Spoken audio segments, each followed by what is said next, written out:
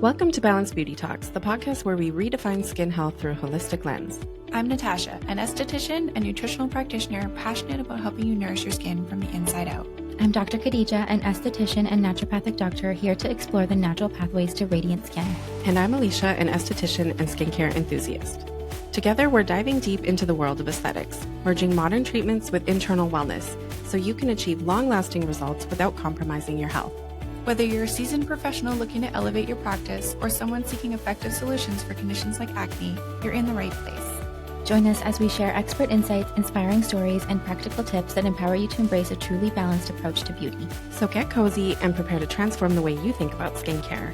Welcome to Balanced Beauty Talks. Please note that the information provided in this podcast is intended for educational and informational purposes only. It is not a substitute for professional medical advice, diagnosis, or treatment. Always seek the advice of your physician or other qualified health provider with any questions you may have regarding a medical condition. Never disregard professional medical advice or delay in seeking it because of something you heard on this podcast. Your health and well-being are important, and we encourage you to make informed decisions. Welcome back to Balanced Beauty Talks. Today we're going to be talking about wellness trends, what's hype and what's healing. Every January, the wellness world throws something new at us. Peptides, cold plunges, collagen coffee, ozone therapy, and so much more. So which trends actually move the needle and which are just shiny distractions? Yeah, the wellness world, I feel, just moves so fast. And we think something's amazing, and then the next year we learn about why it's not amazing. And it's just constantly evolving and changing. You know, 1 minute, like you said, it's collagen, and then it's before that was bulletproof coffees. Yeah. Instead of just jumping on every bandwagon, we just want to understand what's behind the hype. And so we're going to talk a little bit more about the details on those today. Yeah.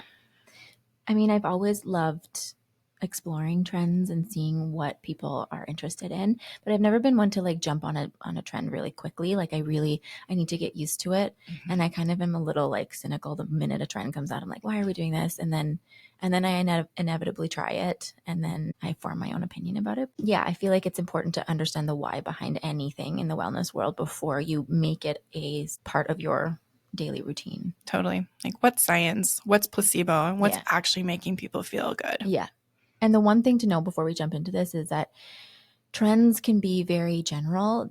Their health and wellness is so individual. So a lot of the times these trends may not work for you in the way that everybody is doing them. I think it's so important to figure out your own health and understand your body and how it works, and what is best for you specifically is not going to be the same as what is best for everybody else. Totally. I always say that with nutrition, like what's healthy for you might not be healthy for someone else. And that goes all across the board with wellness trends. So. Yeah.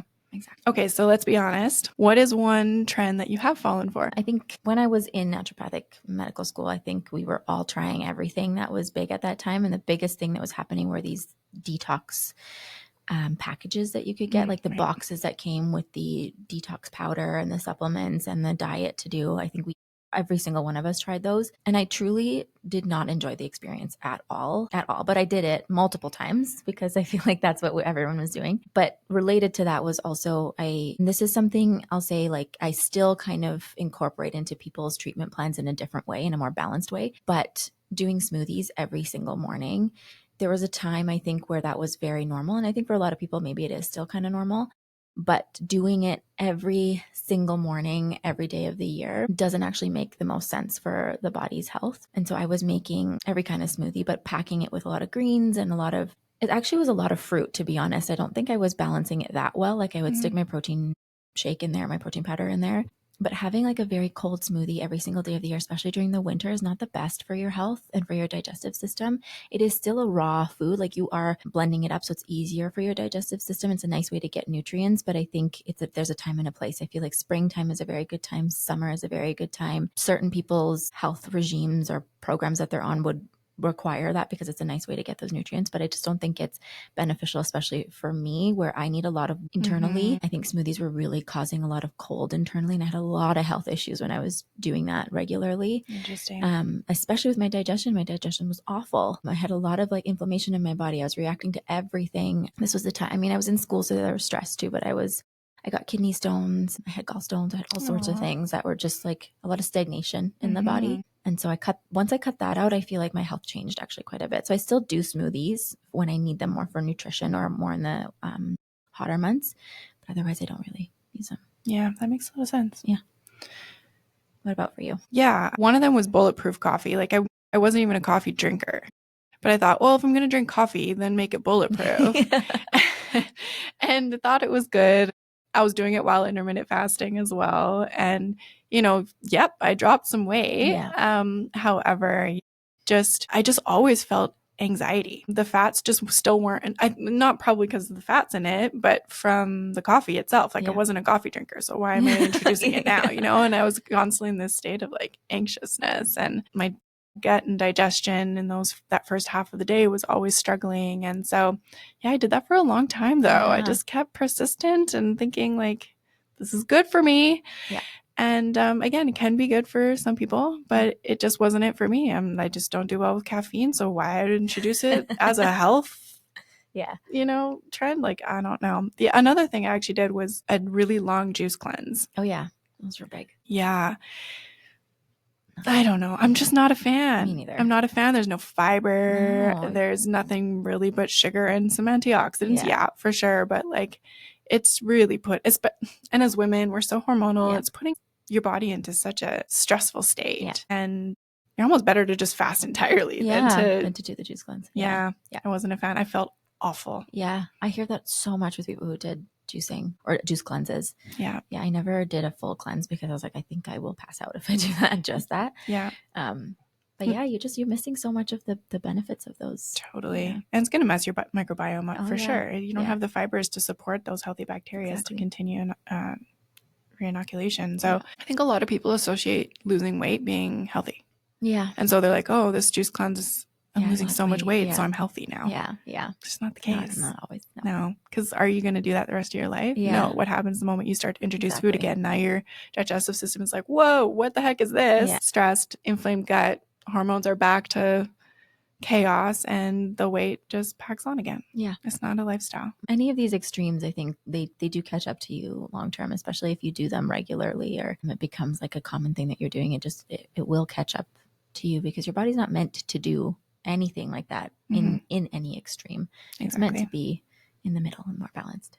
So we're living in that golden age of biohacking, lots of burnout. There's so many trends. It's like overload. Which ones do I do? Which ones don't I do? Which ones are going to be good for me? It just creates this analysis paralysis that like confuses a lot of people. Yeah. And it can feel really overwhelming because it's like, oh, great. Now I have to cold plunge every morning to be healthy. Now I have to put collagen into my routine to be healthy. Yeah. There's all these trends. And so it can be really overwhelming. And so we just want to remind you that we're going to go through all these details one by one, but healing does not equal hustle. No. Sometimes it's just simplifying and just doing what's right for you and slowing down. Yeah. Don't worry about what's out there and glamorous on TikTok or Instagram. And a cold plunge looks pretty cool, but is it right for you? Is it right for you? Is it going to be one more thing that you're going to be disappointed about because you didn't get it in one day and now you're upset with yourself, stressed? Like, I don't know. Okay. So why don't we start with one of the ones you mentioned, collagen supplements. What are your thoughts? My thoughts are that it's another tool in the tool belt, but not an end-all be-all. I don't think there's enough really concrete research out there that's not biased that really tells us that there's a massive change that can be as miraculous as what one suggests sometimes. I think some of the research does show that there has been improvement in some hydration and elasticity in the skin, and that's great. That's not going to outweigh a poor diet, poor lifestyle choices, high stress. Like, again, we got to go back to the overall, how you're living your life. And it's not, it's like going to the gym and then going and eating your awful food. Like, it's not going to work. It's all going to work synergistically and can be another tool in the tool belt, but I don't think it's the end all be all. And I don't think that it's like an absolute must for people. And it depends too on the supplement itself. Like, is it an actual collagen supplement? Is it amino acids? Because a lot of times, if it is just collagen, the body has to break it down into amino acids to support the production of collagen. So it's adding additional steps to the process. So maybe you just go have your amino acids. Yep. Yeah, I fully agree with that. Yeah. So the answer is maybe. depends on the situation. Okay, what about cold plunges? The real deal, or? I'm kind of mixed on this one. I feel like, so cold plunging, if you go back like in history, this came from hydrotherapy. So hydrotherapy is actually the alternation between hot and cold. And this is something we learned as a foundation of naturopathic medicine. Hydrotherapy is very, very healing for the body. It's been used in some very intense disease, like it's been used to help heal disease. But I think it's now been taken and kind of focused on the cold plunging because of the effects that it does have on the body can be pretty profound. But I find it's so dependent on the person and so dependent on your health state. So I think if like you don't really have anything else going on and things are generally pretty stable, cold plunging can be very beneficial. It's good for your nervous system too. It's good for like mental resilience because you have to kind of stay in that discomfort for a while. And then when you get out of the cold, your body has to heat itself back up. So that is creating this like inner fire and this inner heat. And so I think it can help. But if you are already in a deficient state, your body, it's going to be a stressor for your body. It's actually very hard for your body then to like have to warm itself up. So I think in general, it's not for me. I feel like I've tried it, but I feel like because again, like I am a cold person, it takes a lot for me to heat myself up. I haven't found that it helps me that much. I feel like the alternation, the hydrotherapy kind of is really nice for me, but just cold plunging doesn't work for me. But I know a lot of people love it and I know there are good benefits to it. Even from, again, going back to like a Chinese medicine perspective, putting a lot your body in that much cold is not the best in terms of hormones. And for females especially, it's again, just a big stressor. You're allowing that cold invasion into the body. Yeah. And a lot of women nowadays, I feel like are struggling with thyroid health. Yeah. And then, yeah. Which is your metabolism. Yeah. Yeah. So dipping those ones into a cold plunge is just kind of like that one thing that's going to overfill that rain bucket for them and just put their body in a state that's not ideal. Okay. What about IV drips? Yeah, so IVs, they can be really great, but I think they've become a little too cookie cutter and a bit trendy and not personalized anymore for the individual. Yeah, I think just like a lot of the IV lounges, can feel a bit gimmicky and you have a menu and you choose whichever one you want. We're not going through the testing process to see like, where are you nutrient deficient? And a lot of people don't see a lot of change because they weren't nutrient deficient to begin with. They got some hydration out of it, but so would 3 liters of water. And so I think, yeah, it can be a little gimmicky. You want to get your IVs from a place that's, truly about your wellness and able to do testing before and after if needed. Yeah. They're not just kind of giving you whatever menu item that it is that you want. And make sure there's customizability. There are companies out there who are just pre-making these bags for a lot of these IV lounges.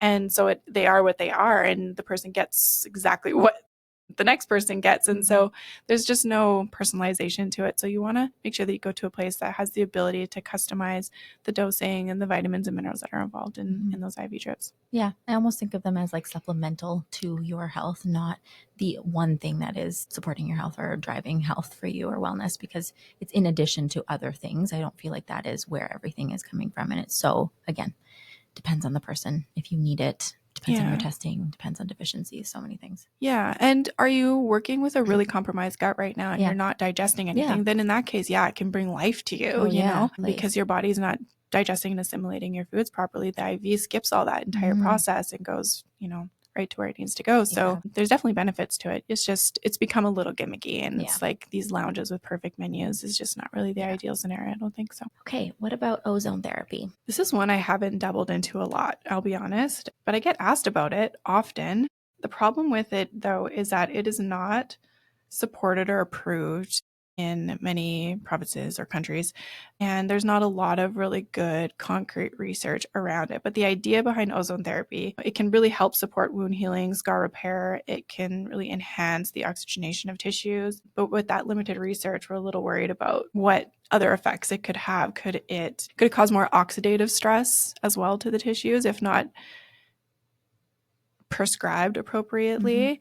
I have heard scenarios of people who have been getting their ozone therapies through many different areas of their bodies and have gone into a complete vomiting episode from it, which to me now that's way too much oxidative stress. We just put our body into a stressful state, not something that's going to be super beneficial to their health. And so, I think making sure that the person or wherever you're going for ozone therapy, I don't know, I don't know. Honestly, guys, it's just a topic that I'm uncomfortable a little bit chatting about because it is being pulled from a lot of places because it's just not regulated and researched. So yeah, I agree. And then there's peptides. So there's peptides in the form of skincare and there's peptides in the form of supplementation. Peptides, just to break it down, they're short chain amino acids and they're the building blocks to the body. So a lot of companies are using it in skincare and now supplementation form. We're not seeing it a lot in supplementation form,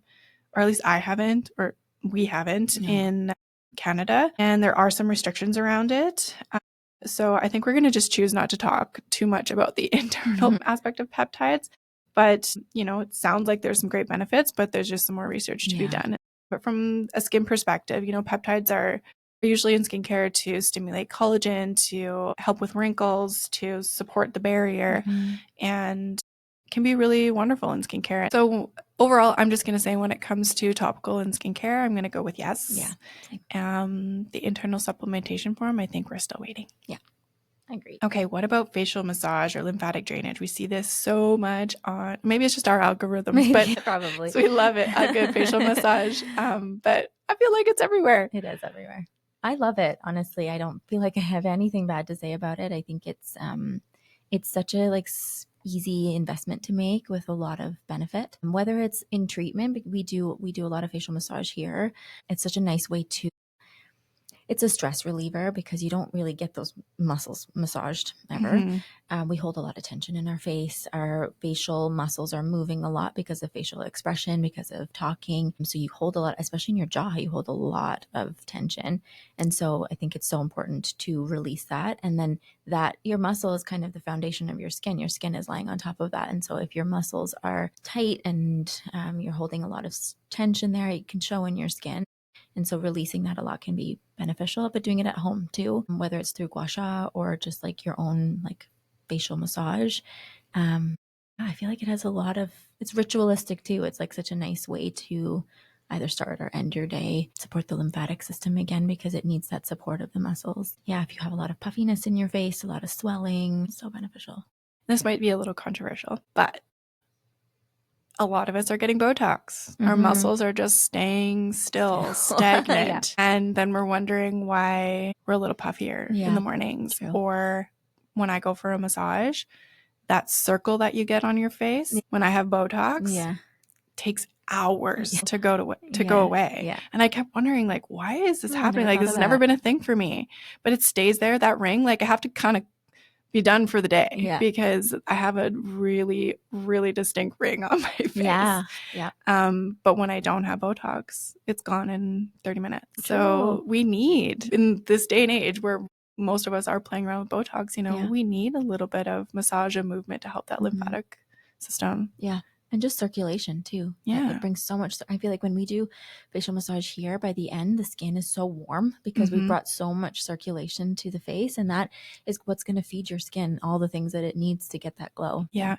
And you know what? Even if it doesn't do any of those things, it feels amazing. And it's going to help your nervous system, which in turn helps your skin. Yeah, exactly. So it's a yes. Yes. Okay. I guess we kind of talked about this already, but detox teas or juice cleanses.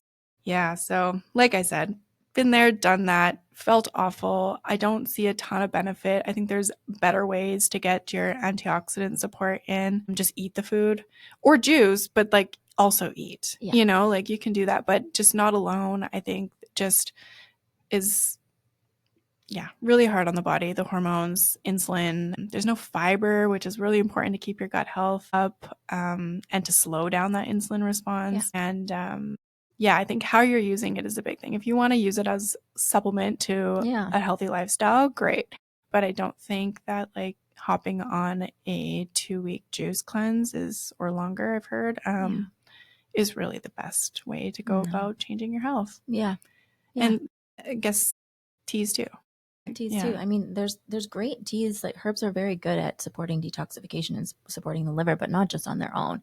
You're not meant to just have the tea by itself. It's supposed to be, again, supplemental to whatever else you're doing or knowing how to use the teas when you need them based on what's going on in your life to help support detoxification. A lot of these foods are designed to work synergistically together and they help each other digest. Not in isolation. and assimilate. Yeah. So like you can't take curcumin and expect great results if you're not going to add a crack of pepper. Yeah. Like all these things work together, Yeah. right? And so I think that's just the way the world, the environment, plants have been designed for us humans to work together. And I mean, they grow together too. Like a lot of these herbs and plants grow together. So they end up being used together because they work synergistically together. Not a lot of plants are just growing in isolation depending on where you are, but they are meant to be working together. Oh my goodness, my partner has like nailed gardening with this. Like he's like pairing certain things with other things. And it's just like, wow, who would have thought? Like it just makes you realize like, everything is meant to work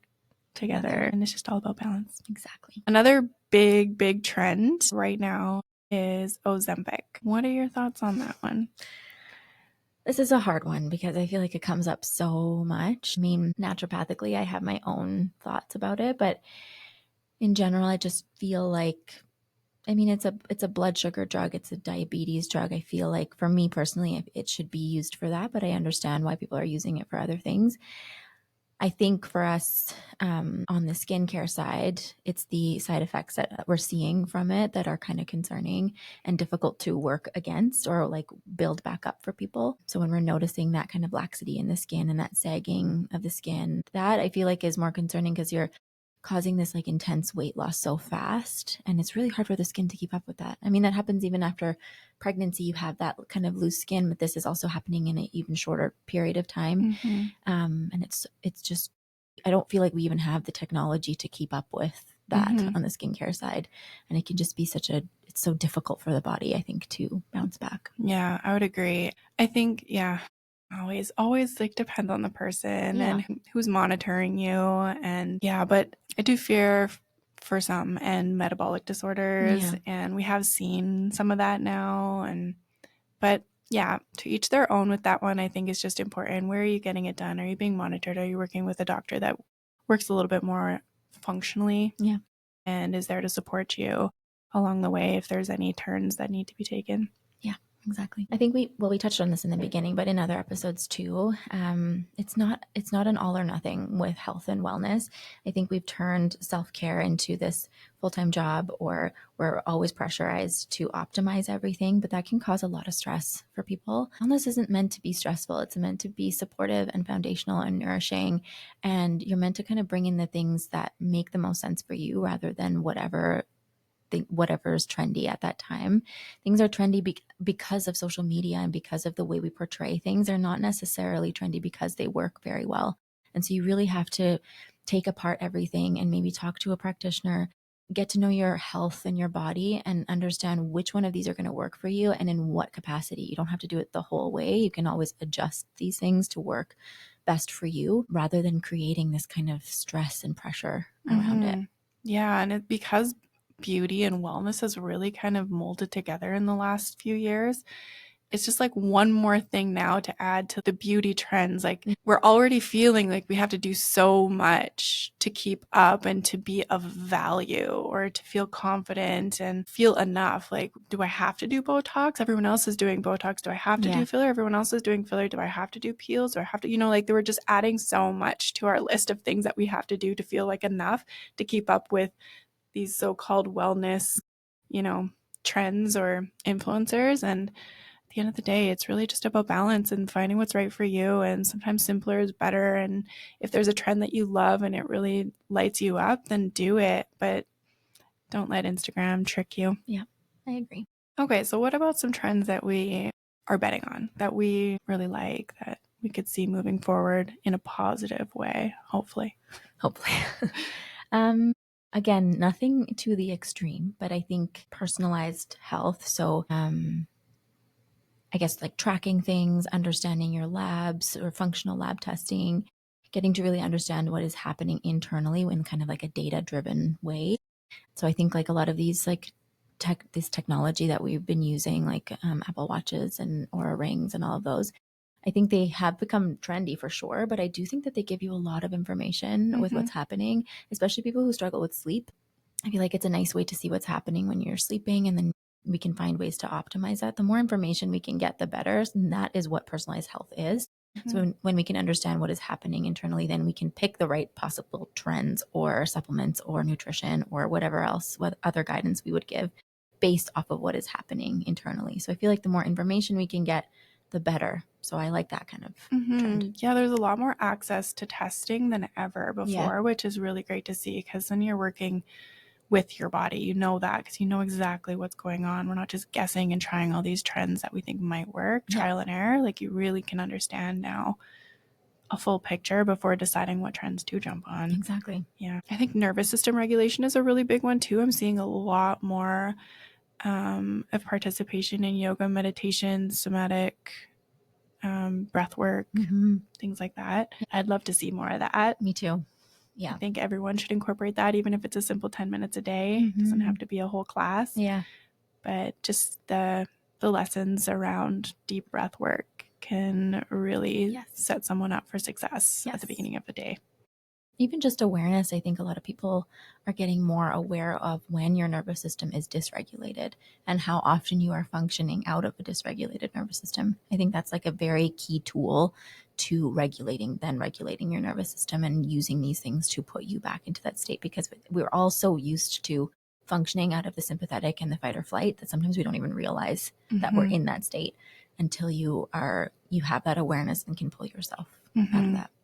I think too, like, as human beings, we naturally very easily stack bad things. Yeah. Like, we're like, oh, this happened and this happened and this happened, and like, oh my goodness, this week has been so hard and da da da. But like, when you really start to retrain your brain and you breathe while you're breathing to think, start stacking the good. Like, what are the things that you're grateful for? What are some memories that you're grateful for? What are the things that you really want to accomplish? What are the things that you have accomplished? And really stacking those good things and making that a habit to do it once a day, every day, to really start to rewire your brain is like pure magic. Yeah, So. I love that. Another one, I guess this for us isn't that trendy, but I feel like it is becoming more trendy, but integrative beauty. So like what we've talked about in previous episodes, tying together internal health and external health, looking at what is impacting your skin internally or what environmental impacts have on your skin and your wellness in general, and looking for that internal balance that then leads to that external glow or whatever it is you're looking for. Yeah, I feel like we're once a bit of a trailblazer and like against the grain, and there was a lot of flack at the start for me. Yeah. And now it's like everyone's kind of going in that directions. Yeah. It goes back to, I think, people wanting to understand their bodies better. Yeah. I think once you recognize that there's a connection between the internal and the external, especially when it comes to skin, then it's all about learning and educating yourself and understanding the way your body works, because there is so much you can do. I feel like it gives you kind of like this empowerment to be able to take care of yourself because you understand a lot more what the connections are.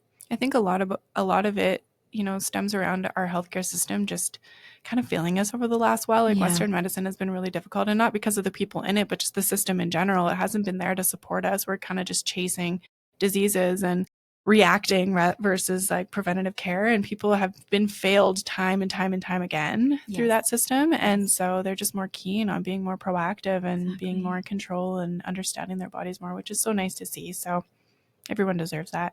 Another trend that I see a lot more of now is community-based wellness. So like, retreats and circles and gatherings and groups that come together to just be positive influences on one another, to do breath work together, to set goals and intentions together, and just connect, because we were so isolated through the pandemic. And I don't think most humans haven't really fully recovered from that. And our way of connecting with people has really changed since then.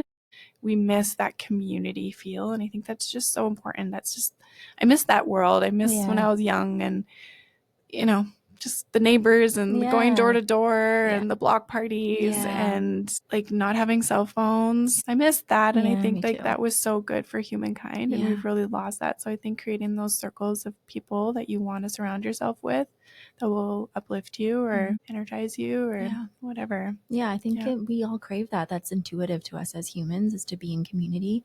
And so I think we've gone the complete opposite direction, and now we're all kind of wanting to come back to that because we miss it. It is, to our core, very inherent in our nature. And social media was once designed for that, so that we could communicate with people beyond our small community. We could connect through to the entire world. And sadly, it's transitioned into doing the complete opposite, where we're so focused on this external validation or approval or likes and follows and the numbers associated with it, that we're no longer connecting. And, you know, we don't feel the need as much to go out to connect with communities because of it. But really, like, the human touch and being face to face with people is just a different level of connection that we'll never receive through social media. So unfortunately, it's done the opposite. And I think it's very needed to have more circles together. Yes, I agree. Okay, so let's talk about some trends that we want to just see go entirely. We're retiring them.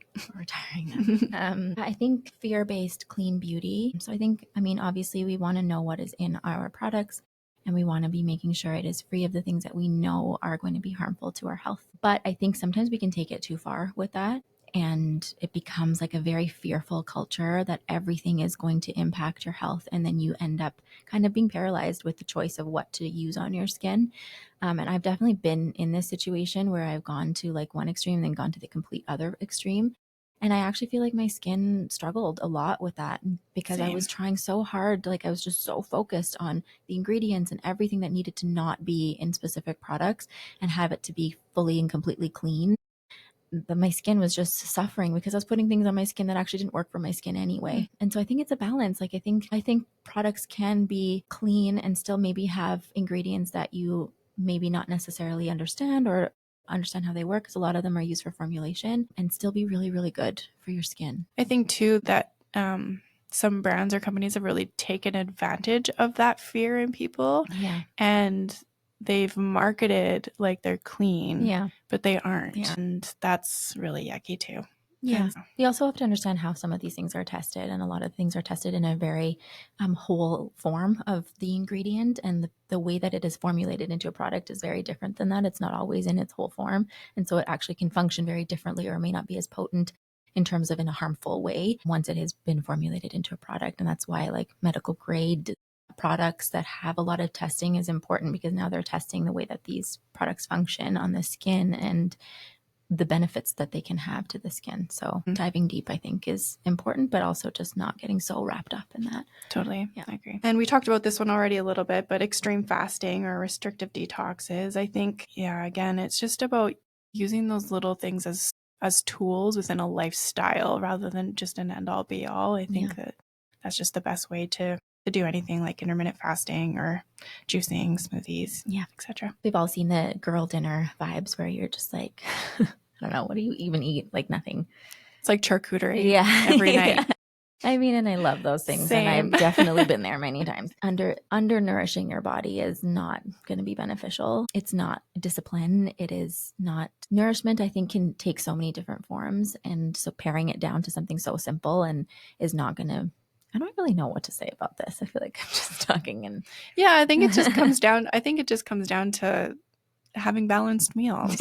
Like really. There's not much to say. Girl dinners are going to be a thing always. Yeah, they're fun. So, we're not going to entirely retire them. No. However, it is important to be mindful. And when you live solo, like that can be very easy to do every single night. And then, you will be malnourished. And it is important to get those proteins and those healthy fats and all the things in. Yeah. And again, usually those types of girl dinners are colder meals, right? And so when we're talking about seasons again and really supporting our body through those seasons, like cook a dinner. Just cook a dinner. I think too, we can easily get lost with supplementation. Everyone's like, oh, I've heard omegas and turmeric and all the things. So they're on everything and they're stacking them all. But there's actually some gene types that don't respond well to turmeric. And, these are all things that you have to consider. And so it is good to consult with a professional when you're incorporating a supplementation routine and possibly doing some testing as well. Yeah, always. Supplementation recommendations is really, otherwise you're just kind of spending money and it's going down the drain, truthfully. Yeah. Well, you're just, in that case, you're just throwing everything at it and seeing what will help. It's kind of similar to your skincare routine where you don't need like a 20-step skincare routine. I think if you can optimize supplements and really get the right doses of things, because a lot of times people are taking 20 different supplements that they got from Costco. And so you may not be absorbing a lot of that. It may be the wrong forms. You may not be taking the right dosage of those. And so you're just taking things that are not doing anything for you. So why not pare that down into things that are going to have like the biggest impact on your health and optimize them as much as possible. And just trend hopping in general, wait it out a little, watch, and just make sure it's something that you can be consistent with. I think that here at Natology, that's something that maybe it's a downfall, maybe it's a good thing. I don't know, but we're not the first to jump on trends. We don't bring in products immediately when they're, just out the gate. Yeah. Things like exosomes and PDRN and all the rest. Like, these are things that come quickly and they're very exciting. And, it's okay if people want to jump on those trends. But I'm really of the belief of just like watching for a little while and making sure that this is not just a trend, but something that's sustainable for people, something that does have some research, some time behind it to really like watch what happens. And I just think that trend jumping is dangerous. It is. Yeah. And you would want to know if something is actually going to be beneficial for you and for your health before you jump on it, because sometimes they can have harmful effects and you don't know that right away. You need to let a trend or anything kind of sit for a while and understand it a bit before you actually see if it's worth it. Which actually brings me back to some of the IVs and different intramuscular shots and stuff that people are doing. Like, it became such a trend and we were seeing all these lounges and everybody doing them and not the proper testing. And so then you have people landing in a hospital because they're reacting to something poorly, and that's so scary. And so I think it's just important always to work with professionals and don't just do it because it's trendy. Do it because it's for you. Well, thank you so much for tuning in again. Make sure you share this episode with someone you think might benefit, and like and subscribe, and we will see you next time. Bye.